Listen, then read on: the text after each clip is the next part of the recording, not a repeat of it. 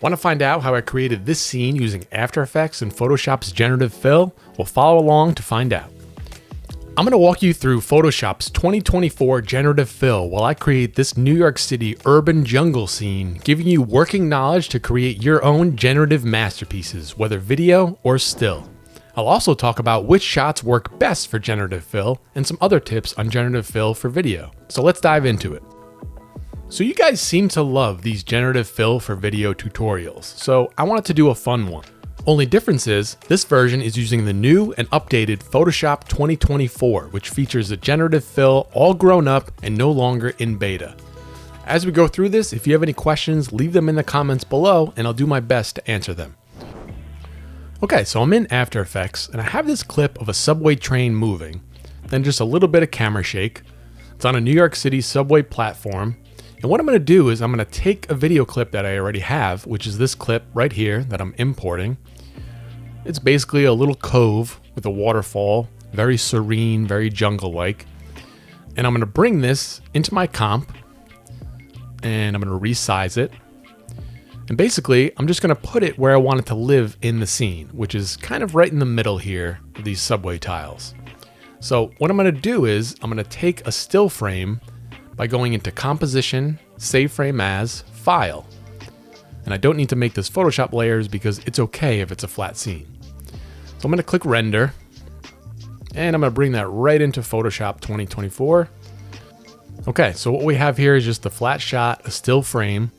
And what I want to achieve is making this subway tile kind of broken and you see through it, see a lot of depth leading into this jungle that's hidden behind the wall.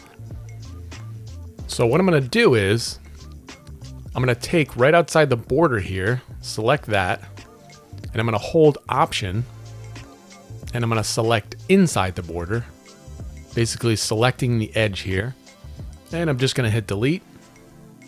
Then I'm going to deselect, and I'm going to use my magnetic lasso tool now, and I'm just going to create like a very rough lasso selection around this.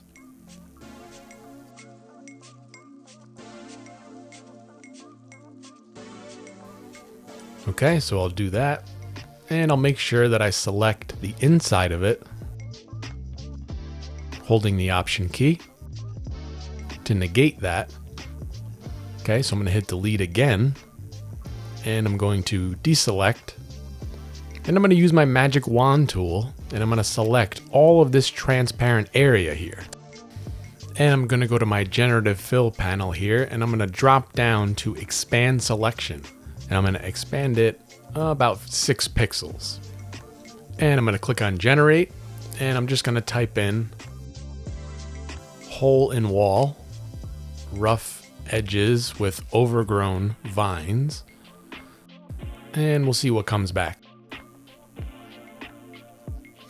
Okay, so that's kind of what I'm going for right here. See, there's a little bit of shadow here.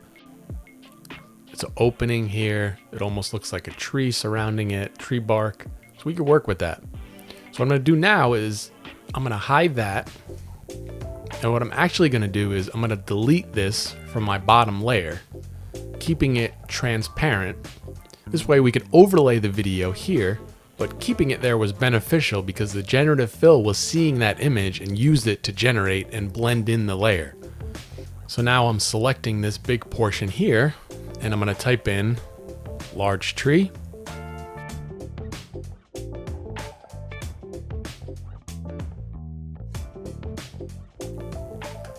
All right, so I'll stick with this, and I'll put here large tree, branches with leaves. Okay, so now it's starting to look good. Okay, so let's add some more.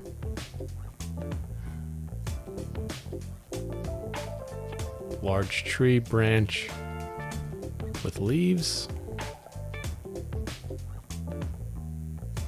All right, so now I'm going to go to Layer, Merge Visible, just to clean up the file size a little bit. And from here, I'm just going to roughen this area up a little bit. And I'm just going to delete most of this because, again, I'm going to be putting the video layer beneath this. So I'm just going to delete this in here. Okay, so I'm going to type vines growing from trees. And it kind of changes the structure of the tree a little bit, but which I actually like. Now I'm going to try broken tile on floor with a plant growing through. Try to be as more specific as possible to see what comes back with. Okay, that looks okay. Looks a little rough, which I'm kind of what I'm going for. And I'm going to try it again. I'm going to type in tree branch growing. I'll see what comes up. Not quite what I'm looking for, but yeah, I'll go with that. And I'm just going to merge visible again, cleaning up the file size a little bit. And let's keep on working. Okay. I'm going to try large green bush growing inside. All right, finally got my bush here, which looks good, so I can work from here. One thing I've noticed with Generative Fill is that the closer you get to your result that you want, the more the Generative Fill is going to pick up what you're trying to do. So it's basically kind of like trial and error, like you're convincing it what to do, and it's learning from each prompt that you give it. At least that's how I've interpreted it. So I'm just going to keep working at it here. So this one's a little unconventional here. I selected this beam, but I've also deselected parts of it so it maintains the structure. So yeah, this is kind of what I'm going for here. So, but I kind of want to remove these, so I'm going to select these and I'm going to type in make this less man-made and more organic. See what that comes back with. This will be a good test. Okay, not bad. I could work with that. Another thing you could do, let's say, see down here, let's say I want to generate more like this. If you go to your properties panel, when you click on the Generative Fill layer, let's say I take this and I hit copy and paste, and you paste another layer. I'm going to put that on the top here. Let's say I want to put more vines here. I could take that and hit generate, and then it's going to take that into consideration and it's going to generate it in the new location. See? You can see that it added more vines here.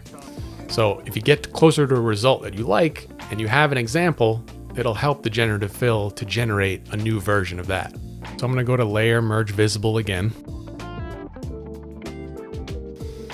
All right, let's put a big old tree here. I'm going to type in large tree growing on subway platform.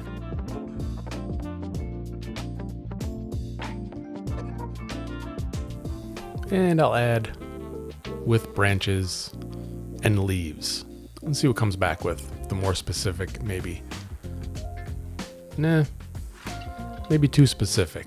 Let me try tweaking this. Large tree growing inside. Aha! That's exactly what I'm looking for. Okay, so now Generative Fill is starting to pick up kind of what I'm going for. Okay, so now since I have this, I'm going to copy and paste this. And I'm going to move this right over here. And I'm going to hit generate. And look, it changes it up in the different area, keeping the whole motif that I'm going for. So I'm going to do the same thing over here. And I'll hit generate. Beautiful. Okay. This is looking really good. Ooh, I like that one a lot. Okay, so I'm going to stick with that. All right, so I'm going to try to roughen this area a little bit. I'll select the tiles down here. Okay, that looks okay. All right, so this is kind of what I'm looking for. Okay, so from here, I'm going to hit save. And I'm going to jump back to After Effects. And now I'm in After Effects. I'm going to import that PSD file that I just saved. Make sure I import it as a composition. Then I'm going to just bring it into my comp. And as you can see, as I drag it in, my video layer is in the perfect spot. Well, almost. You can see there's a little bit of transparency there. So to fix this, I could just take my video layer and scale it up. And it still blends in nicely. I could also mask out this area, pre-compose it, and then I can go to layer, layer styles, inner shadow. And if I tweak the size, it just adds a lot more depth to it. Because if you're looking through a cove, obviously there's going to be a little bit of shadow there. So that's looking really good. Okay, so now from here, I'm going to go down and I'm going to copy my video layer and I'm going to bring it to the top. And I'm going to work on this train right here. So I'm going to take a mask and I'm just going to mask out this train. And I'm going to keyframe the mask path. And I'm just going to move forward in time. And I'm just going to keyframe it, mask it by hand. Once it gets past my comp here, okay, I could split the layer. All right, that looks okay. So now I'm going to feather it a lot because of the motion blur.